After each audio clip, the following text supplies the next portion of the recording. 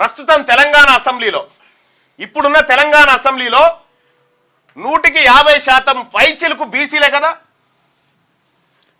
కదా ఇది ఎమ్మెల్యేలు సీటింగ్ ఇట్లా కూర్చుంటారు ఎమ్మెల్యేలు. ఇందులో బీసీ ఎమ్మెల్యేలు వీళ్ళు 1 2 3 4 5 6 7 8 9 10 11 12 13 14 15 16 17 18 19 మంది 19 మంది బీసీ ఎమ్మెల్యేలు ఉన్నారు. ఇక్కడ ఎట్లా 119 మందిలో 119 మందిలో 19 మంది బీసీలు. ఇక్కడ ఇక ఎస్టీ ఎమ్మెల్యేలు 1 2 3 4 5 6 7 8 9 10 11 12 వాళ్ళకి ఎంత వాటా అయితే జనాభా ఉందో 12 ఎమ్మెల్యేలు. ఇక ఎస్సీ 1 2 3 4 5 6 7 8 9 10 11 12 13 14 15 16 మంది 16 కదా 5 4 9 4 13 13 19 మంది ఎస్సీ ఎమ్మెల్యేలు. ఇలా జనాభా ప్రాతిపదికన వీళ్ళకి ఇచ్చారు. ఇక 4 మైనార్టీ 7 మైనార్టీలు ఉన్నారు. వీళ్ళ జనాభా ప్రాతిపదికన వాళ్ళకి దక్కింది.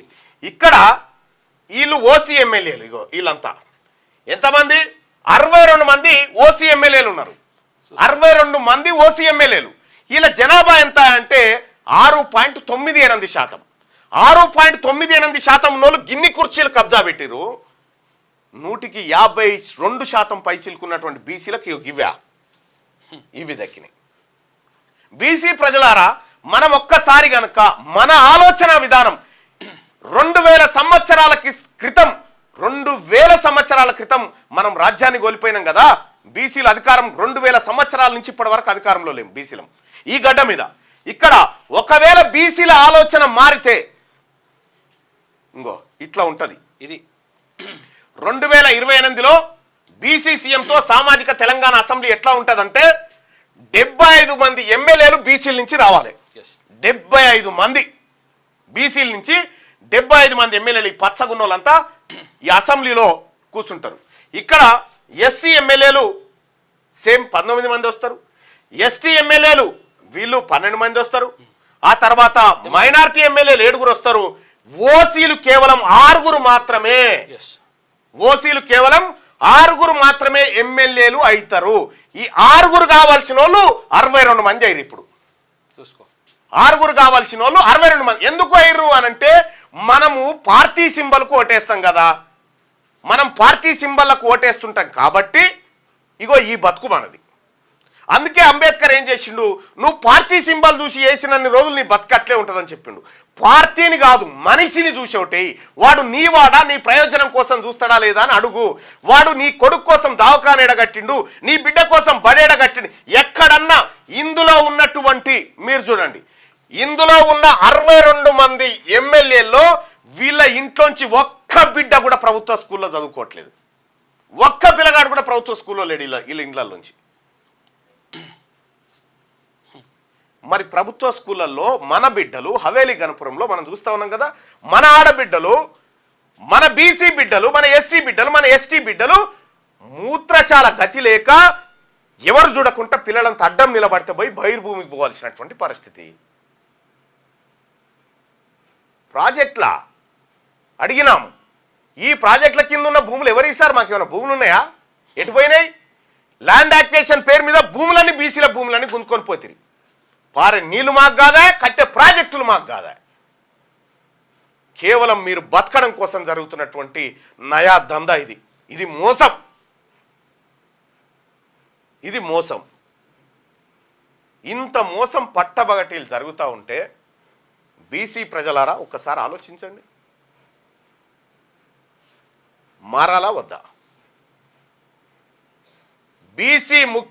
బీసీల చేతుల్లోకి రాజ్యం రావాలి. ఎందుకంటే ఇది బీసీల హక్కు. ప్రజాస్వామ్యం అంటే మెజారిటీ ప్రజల అభిప్రాయం. మెజారిటీ ప్రజల అభిప్రాయం ఎట్లుండాలంటే ఇగో ఇట్లుండాలి. ఇది ప్రజాస్వామ్యం అవుతుంది. మెజారిటీ ప్రజల అభిప్రాయం ఇది ప్రజాస్వామ్యం అవుతుంది. ఇది ప్రజాస్వామ్యం లాగా లేదు, ఇది మెజారిటీ ప్రజల అభిప్రాయం కాదు. అందుకే బీసీల్లో ఒక చైతన్యం రావాల్సినటువంటి అవసరం ఉంది. ఒక ఇన్సిడెంట్ నా దగ్గరకు వచ్చిన ఇన్సిడెంట్ చెప్తా, మీరు షాక్ అవుతారు. ఒక ఆయన సస్పెండ్ అయినటువంటి తహసీల్దార్ నా దగ్గరకు వచ్చిండు ఒకప్పుడు. ఆయన ఎక్కడ ఆయన అంటే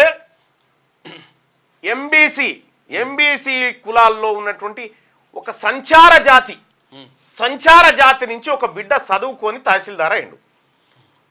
ఆయన తహసీల్దార్ అయితే డిప్యూటీ తహసీల్దార్ పేరు ఏదో రెడ్డి ఉంది అంటే వాళ్ళ ఆలోచన చూడు. ఆయనతో చర్చ పెట్టిండట.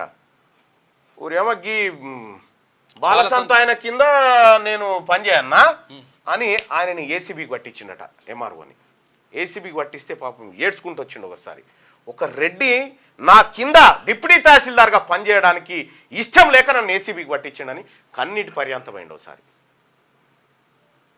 మరి ఇదెక్కడి దౌర్జన్యం? నేను బీసీ ఉద్యోగస్తులకు చెప్తా ఉన్నా, ఇలా మన వాటా ఎంత? ఇలా స్త్రీనిధి అని ఒకటి ఉంది, స్త్రీనిధి మహిళలకు సంబంధించి. అందులో జమ చేసిన పైసలేమో ఎవరు ఎరికేనా? అందులో జమ చేసినటువంటి పైసలేమో ఈ మహిళా సంఘాలు పెట్టి బీసీ సంఘాలు ఆడబిడ్డలంతా కలిసి అలా పైసలు జమ చేస్తే అందులో నిర్ణయాలు తీసుకునేటువంటి బోర్డు ఉంది. ఆ బోర్డు అంతా మొత్తం రెడ్లే. రిటైర్ అయిన రెడ్లను పెట్టి 2 లక్షలు, 1.5 జీతం ఇచ్చి వాళ్ళ బిజినెస్లు కాదు, వాళ్ళ దందాలు కాదు. ఇక ఆఫీసర్లు మొత్తం రెడ్లు. బోర్డులో ఉండేది ఏంటంటే మహిళా సంఘ లీడర్లు పెడతారు. పెడితే వాళ్ళకి తెలియదు కదా, వీళ్ళు లేదంటే ఈయన ఇంగ్లీష్ లో తయారు చేస్తాడు, మనకు తెలియకుండా వాళ్ళకి రాకుండా. ఈ రకంగా దోపిడీ జరుగుతా ఉంది. ఇక్కడ పరిస్థితి మారితే తప్ప బీసీలకు న్యాయం జరగదు. ఇది పట్టబగటీలు జరుగుతున్నటువంటి దోపిడీ. ఇవాళ అంతో ఇంతో ఉద్యోగాల్లో, అంతో ఇంతో చదువుల్లో రిజర్వేషన్ ఉంటే బీసీలకు ఇంతమందం దొరుకుతుంటే ఇప్పుడు కాదు అని చెప్పి మళ్ళా ఓసీలు వచ్చి మళ్ళా ఈడబ్ల్యూఎస్ రిజర్వేషన్ తీసుకొచ్చి ఈడబ్ల్యూఎస్ ద్వారా మన ఉద్యోగాలు కొల్లగొట్టే పనిలో ఉన్నారు. అది కూడా దొంగ ఈడబ్ల్యూఎస్. ఇప్పుడు ఇందాక వచ్చింది ఆయన అదే విషయం. కామారెడ్డి కాగితం తీసుకురా. వెంకటరమణారెడ్డి ఉన్నాడు కదా, వెంకటరమణారెడ్డి కథ ఇప్పుడు ఆయన నియోజకవర్గంలో ఇప్పుడు ఇది. ఇంత పట్టబాటీలు దోపిడీ జరుగుతూ ఉంటే మాట్లాడకపోతే ఇంకా ఎందుక ఏం బతికి ఇంకేమైనా చేసేది ఉందా? లేకపోతే మళ్ళీ ఏమైనా ఎవరి మోచేతి నీళ్లు తాగడానికి ఎవడు సిద్ధంగా లేడిడా. ఇక్కడ బీసీల హక్కులే ఇంపార్టెంటు. ఇలా బీసీల పట్టబాటీలకు ఇంత జరుగుతూ ఉంటే ఏంది, ఎవడి కోసం కావాలి? ఇప్పుడు ఏం చేయాలి సార్? మేమంతా బీసీలమంతా ఏం చేయాలి? మళ్ళీ మీ కోట్లే అన్నా, ఓట్లేసే యంత్రాలే. ఎక్కడి ఎమ్మెల్యేలు బీసీలలో ఎవరు ఉన్నారా అంటారు. మీ దాంట్లో ఎవడు ఉన్నాడో చెప్పు. తీర్మానం మళ్ళా తిరిగి గెలిపించేదాకా మీకు దమ్ము లేదాడా?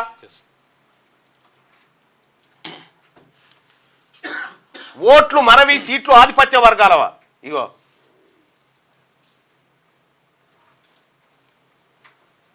ఎంత ద్రోహం, ఎంత మోసం.